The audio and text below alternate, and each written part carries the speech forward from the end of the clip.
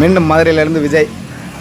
வண்டியை மாட்டி அனுப்பிடலாம் அப்படின்ட்டு ஒரு இதில் எடுக்கையில் குழந்தை மைய அண்ணன் ஞாபகம் வந்துச்சு. நீ வாட்டிக்கே வீடியோ போட்டுட்டு இது பண்ணேன் சரியாயிருச்சு அப்படின்னு சொல்லிட்டு போகக்கூடாது, காரணம் தெளிவாக இருக்கணும் அப்படின்ற மாதிரி சொல்லுவார். எனக்கு அவர் ஞாபகம் வந்துச்சு. அதனால்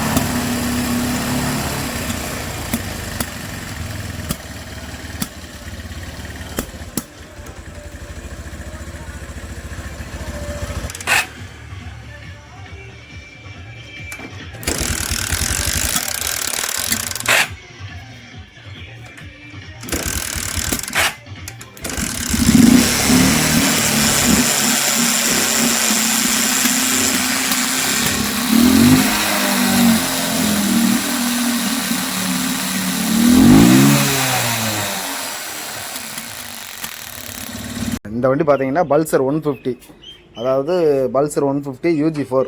இந்த வண்டிக்கு ஒரு பெரிய கதை இருக்குது. இது என்னென்னா, நம்ம யூடியூப் சேனலில் பார்த்து ரொம்ப தூரத்துலேருந்து வந்த வண்டி.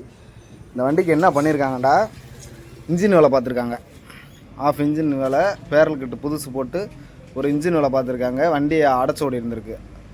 அடுத்து என்ன பண்ணியிருக்காங்க, காயில் செக்கப் பண்ணி இன்ஜின் காயில், மேக்னெட் காயில் புதுசு.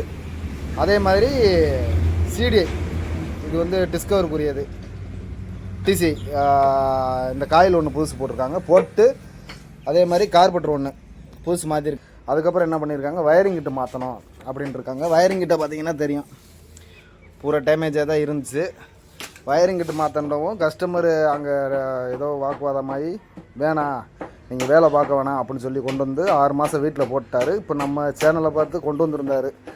நம்ம என்ன பண்ணியிருந்தோம்னா, வந்த உடனே இப்போ இந்த கம்ப்ளைண்ட் ஆல்ரெடி அட்டன் பண்ணியிருக்கோம்.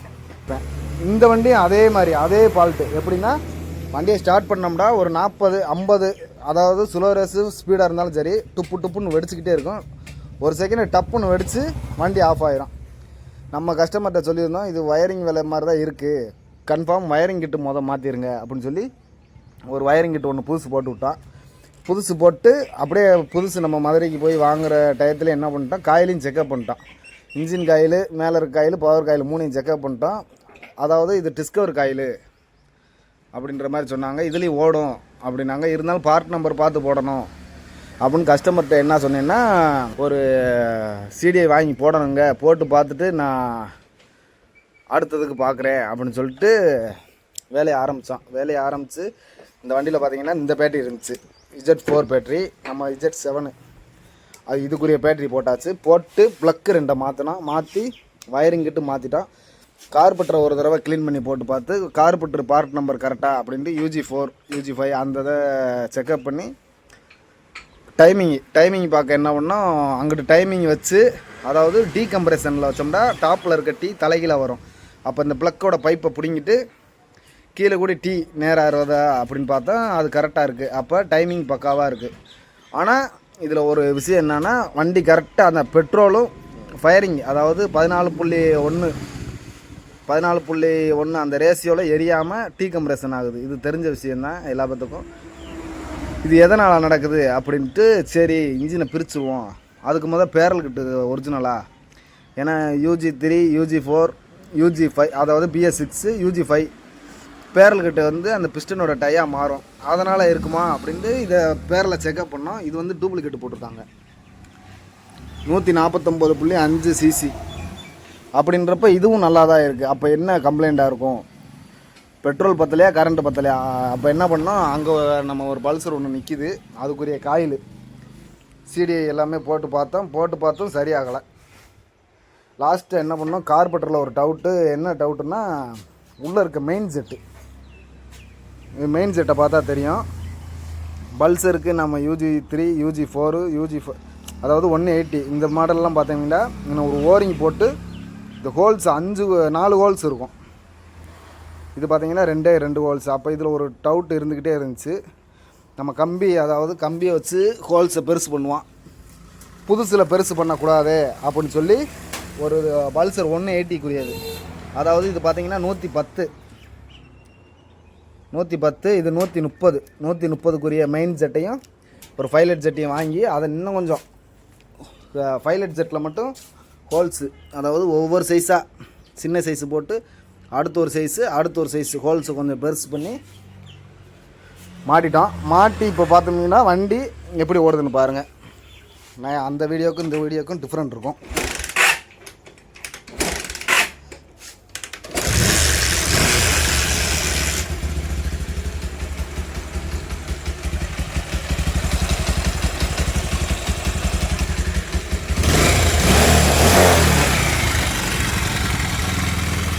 உங்களுக்கு என்ன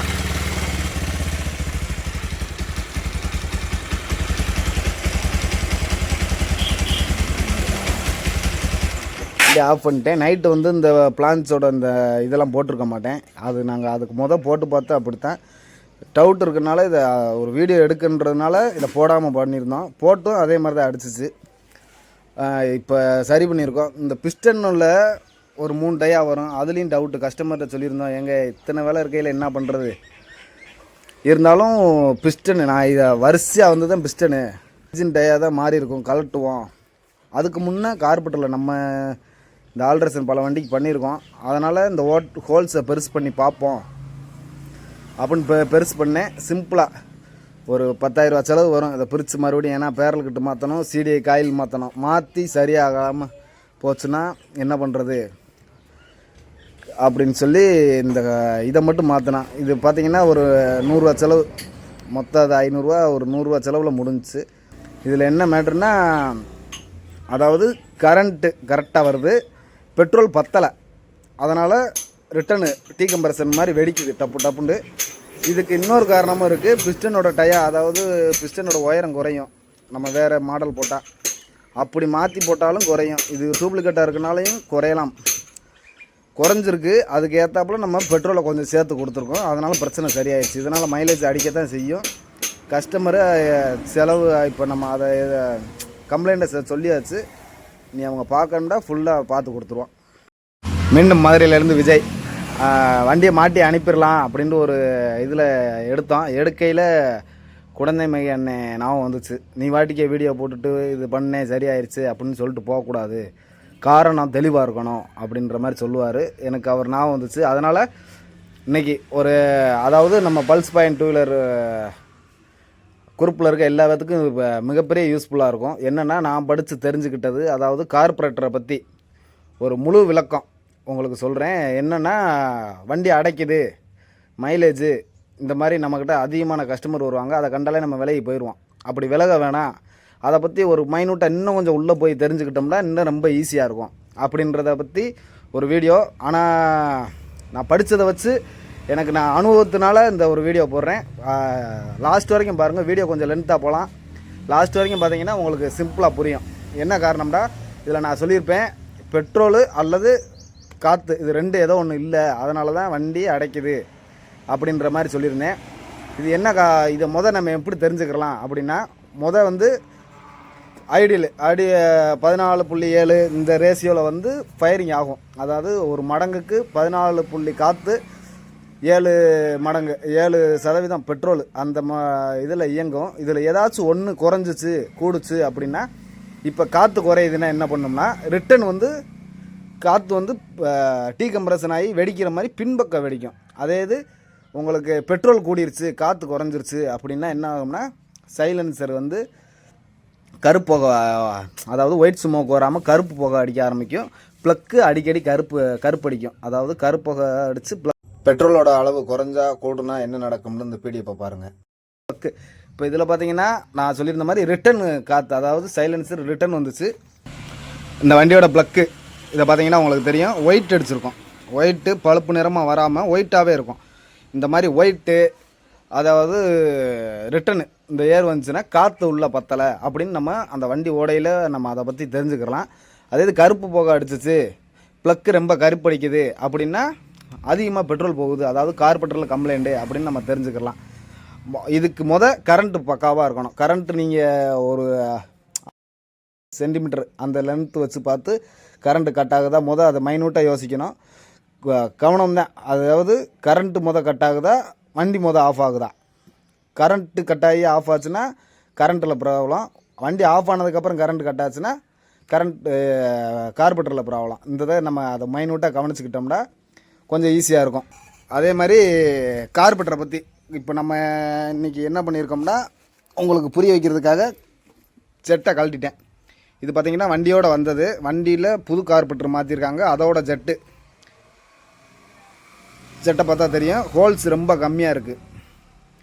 இதில் பார்த்திங்கன்னா நம்ம ஒயின் 180 வாங்கியிருக்கோம். ஹோல்ஸ் அதிகமாக வச்சுருக்கோம். இதனால் என்ன நடக்கும், கார்பெட்டரில் பொறுத்தளவு பார்த்திங்கன்னா வெளியே இருந்து ஏர் மெயின் செட்டுக்கு வரும். வரையில் என்ன ஆகும்னா நம்ம உள்ளேருந்து ஏர் வரும். அதாவது பெட்ரோல் ஒரே சீர் தான். அதாவது இங்கே இருக்க இந்த நாப்பொலியில் பெட்ரோல் ஒரே சீராக தான் போகும். ஏர் பார்த்திங்கன்னா ஏர் போகும். ஏர் உள்ளே கலந்து இது வழியில் பெட்ரோலில் ரெண்டாவது இழுக்கும். அப்படின்றப்ப நம்ம என்ன பண்ணியிருக்கோம், இதில் ரிச் மிக்சர், அதாவது ஹோல்ஸ் நிறையா வச்ச மாதிரி ரொம்ப லீன் மிக்சராக இருந்துச்சு. லீன் மிக்சரு இது இப்போ நம்ம ரிச் மிக்சர் ஆக்கியிருக்கோம். ரிச் மிக்சர் ஆக்கி வண்டியை ஓட வச்சுட்டோம். இதுக்கு ஏற்றாப்புல ரிச் மிக்சர்னால் காற்றோட அளவை கூட்டியிருக்கோம். அப்படின்றப்போ வண்டி சீராயிருச்சு. அதே மாதிரி ரிச் மிக்சரும் சேமாக ஒரே டயத்தில் நடக்குது. அதுக்காக என்ன பண்ணுறோம்னா அந்த சைடு ஏர் ஸ்க்ரூ பார்த்திங்கன்னா நம்ம 2.5 முறை வைப்போம். அதாவது 5 நம்ம மெக்கானிக் கணக்குப்படி 5, சில சமயம் 6, 7 வரும். இப்போ சிலது 10 கூட வரும். அது என்னென்னா அதிகமாக காற்று தேவைப்பட அந்த லெவலுக்கு போகும். இதில் பார்த்திங்கன்னா 1.5 தான், அதாவது 3 முறை தான் பிடிச்சிருக்கு. ஏன்னா நம்ம பெட்ரோலையும் சேர்த்து அதிகமாக கொடுக்குறோம். அப்போ அந்த சைடு என்ன ஆகுதுன்னா பெட்ரோலை கண்ட்ரோல் பண்ணுறதுக்காக டைட்டு வச்சு 1.5 முறை பிடிச்சிருக்கு. இப்போ வண்டி அந்த இதில் கரெக்டாக ஓடுது. இப்போ மைலேஜுக்கு ஒரு டிப்ஸு, நம்ம மெக்கானிக்கை பொறுத்தளவுக்கு ஒரு விஷயம் புரிஞ்சுக்கிறணும்.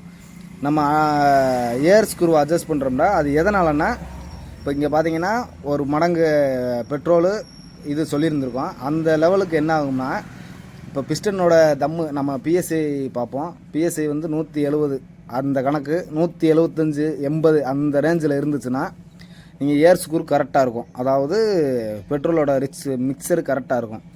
இங்கே தம்மு குறையுது, காற்று அதாவது வால்வு வழியில் பிஸ்டன் வழியில் வெளியேறுது அப்படின்னா உங்களுக்கு அதிகப்படியான காற்று பெட்ரோல் தேவைப்படும். அதுக்காக நம்ம மைலேஜ் ஏர் ஸ்க்ரூவை கொஞ்சம் அட்ஜஸ்ட் பண்ணுவோம். இங்கே எந்த அளவுக்கு தேய்மானம் ஆகுதோ அந்த அளவுக்கு அங்கே பெட்ரோல் ரிச் மிக்சருக்கு நம்ம ஓப்பன் பண்ணிக்கிட்டே இருப்போம். நம்ம என்ன பண்ணுவோம், ஒரு இன்ஜின் வேலை பார்த்து முடித்த உடனே அப்படியே மாட்டி விட்ருவோம். ஆனால் மாட்டினா அது செட் ஆகாது. அதே மாதிரி இன்ஜின் வேலை இருக்க வண்டிக்கு நீங்கள் கார்பெட்டரை போட்டாலும் செட் ஆகாது. அதுக்கு ஏற்றாப்புல நீங்கள் ரிச் மிக்சரு ஏர் ஸ்க்ரூவை அட்ஜஸ்ட் பண்ணணும். பிஸ்டன் அதே மாதிரி பேரல் சிலிண்டருக்கிட்டு நம்ம ஓயிலில் போடணும். ஓயிலில் போட்டுட்டு ஒரு கார்பெட்டரை மாற்றி விட்டிங்கன்னா உங்கள் கஸ்டமர் வண்டி வாங்குறப்ப என்ன மைலேஜ் வேணுமோ அந்த மைலேஜுக்கு நம்ம பண்ணலாம். அதே இது வேறு பிஸ்டன்கிட்ட போட்டு கொஞ்சம் லேத்தில் மிஸ் ஆகி ஏதோ இப்போ BS3 4க்கு போட்டாலும் சேரும். ஆனால் சேர்கிற இடத்துல என்ன ஆகும்னா இங்கே கார்பெட்டர் நீங்கள் புதுசு போட்டாலும் இங்கே வேலை பார்க்காது. இந்த மாதிரி பல வேலை இருக்குது. இதே மாதிரி தான் ஒரு 1 வாரம் இருக்கும். ஒரு பல்சரு அடைச்சி வருது, டைமிங் செயின் மாற்ற வந்துருந்துச்சு. இதில் பார்த்தீங்கன்னா சோக்கு இது அந்த பாக்கெட்லேருந்து எடுத்து போட்டோம். இதில் ஒன்று கவனிச்சிங்கன்னா ஏர் ஸ்க்ரூ, அந்த ஏர் ஸ்க்ரூவை பார்த்தா தெரியும் உங்களுக்கு. கார்பெட்டரில் நாங்கள் 2-3 தடவை க்ளீன் பண்ணி போட்டோம். ஏர் ஸ்க்ரூவை எடுத்து போட்டு பார்த்துட்டோம். பெட்ரோலு சரியான மிக்சர் ஆகலை. வண்டி இந்த மாதிரி அடைக்கல, மதன்னு ஒரு மாதிரி ஓடுச்சு. என்னன்னு பார்த்தா தெரியும், அதிகமான டைட் வச்சு இந்த ஏர் ஸ்க்ரூ ஓப்பன் ஆகிற இடத்துல மலிஞ்சு கொஞ்சம் சப்பட்டே ஆயிடுச்சு. இதனால் என்ன ஆச்சுன்னா கரெக்டான மிக்சர் இல்லாமல் வண்டி அடைச்சி ஓடுச்சு. அதுக்கு இந்த ஏர் ஸ்க்ரூ இந்த ஓரிங்கி அந்த கார்பெட்டருக்கு போட்டிருந்தேன். அதனால் இதுக்கு என்ன பண்ணோம், ஒரு சாதா ஓரிங்கி வேறு ஓரிங்கை போட்டு இதுக்கு போட்டோம். இது சரியாயிடுச்சு. இந்த மாதிரி கார்பெட்டரில் நிறையா விஷயம் இருக்குது. இதே மாதிரி இன்னொன்று, இதெல்லாம் நம்ம கார்பெட்டரை வண்டிகளுக்கு மாற்றுறதா ஒவ்வொன்றும் ஒவ்வொரு விஷயம். உடஞ்சதுனால இதனால் இது பார்த்திங்கன்னா ஒரு சிபி சைனுக்கு இப்போ பார்த்திங்கன்னா நம்ம இந்த இதில் ஓரிங் ஒன்று போடுவோம். இந்த ஓரிங் போடுறதுக்கு காரணம் என்னன்னா ஒரு சிம்பிளான மெத்தட் தான். இப்போ சைனோட கார்பெட்டரில் இங்கிட்டு இந்த ஹோல்ஸை பாருங்கள். ஹோல்ஸை பார்த்திங்கன்னா ஒன்று மேலே பிளான்ச்சு டயக்ராம் போடுறது, இன்னொன்று பார்த்திங்கன்னா சோக்கு 2 தான் இருக்குது. அப்போ மெயின் ஜெட்டுக்கு எங்கேருந்து காற்று போகும்? இது பார்த்தீங்கன்னா ஒரு என்ஃபீல்டு இதில் பார்த்தீங்கன்னா உங்களுக்கு தெரியும், இது 2 டயக்ராம் போகிறது. மெயின் ஜெட்டு சோக்கு இப்படி தனித்தனியாக இருக்கும். இல்லாட்டி மெயின் ஜெட்டு பைலட் ஜெட்லேருந்து சோக்கு இப்படி டேரெக்டாக இருக்கும். இப்படி ஒவ்வொரு கார்பெட்டர் ஒவ்வொரு மாடலு. இப்போ சைனுக்கு பார்த்தீங்கன்னா உங்களுக்கு அந்த ஓரிங் போடுறதுக்கு காரணம் என்னன்னு கேட்டிங்கன்னா,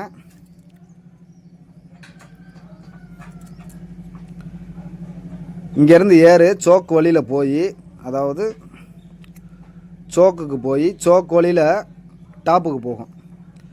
டாப்லேருந்து அதாவது பைலட் ஜெட்டுக்கு வரும். இங்கே பார்த்தீங்கன்னா தெரியும் பைலட் ஜெட்டு. அப்படியே இங்கிட்டு பார்த்தீங்கன்னா இது மேலே டயக்ராம் போகிறது. காற்று இந்த வழியில் தான் உள்ளே வந்து பைலட் ஜெட்டுக்கு வருது.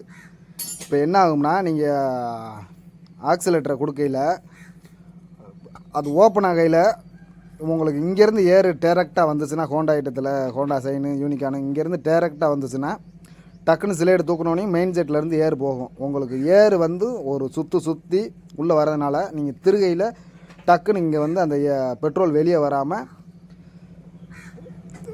வண்டி அந்த ஜர்க்காயி ஓடும். இப்போ நீங்கள் ஒரு ஓரிங் போட்டு, அதாவது ஓரிங்கை போட்டு ரேஸை கொஞ்சம் டைட் வைக்கல என்ன ஆகும்னா, இங்கேருந்து போகையில் காற்று நேராக முட்டிக்கிட்டு இருக்கும். அது லைட்டாக வந்து ஓப்பன்லேயே, அதாவது உள்ளே இருக்க அந்த பைலட் செட்டு நீடில் ஓப்பன்லேயே இருக்கனால பெட்ரோல் இங்கேருந்து கொஞ்சம் இழுத்து அந்த ஓப்பனில் வெளியே போகும். அதனால தான் ஓரிங் போட்டால் சைன் கார்பெட்டரு நல்லா ஓடுது. மற்ற கார்பெட்டருக்கு அது சூட்டபுளாக ஆகாது. ஒரு கார்பெட்டரை பற்றி முடிஞ்சளவு சொல்லியிருப்பேன்னு நினைக்கிறேன். கார்பெட்டர் நம்ம டியூனிங் பண்ணுறோம், ஒரு இன்ஜின் வேலையிலேருந்து ஒரு கார்பெட்டர் புதுசு போட்டாலும் ஒர்க் ஆகாது. புது கார்பெட்டரு போடுறோம்னா இன்ஜின் வேலை பார்த்து பக்காவாக எல்லாம் உள்ள தம்மு அந்த ஃபியூல் ரிச் மிக்சர் அதை மட்டும் தெரிஞ்சுக்கிட்டிங்கன்னா எல்லாமே ஈஸியாக இருக்கும். எனக்கு தெரிஞ்சபடி நான் சொல்லியிருக்கேன். குறை நிறைய இருந்துச்சுன்னா ஏதாச்சும் சொல்லுங்கள். தேங்க்யூ.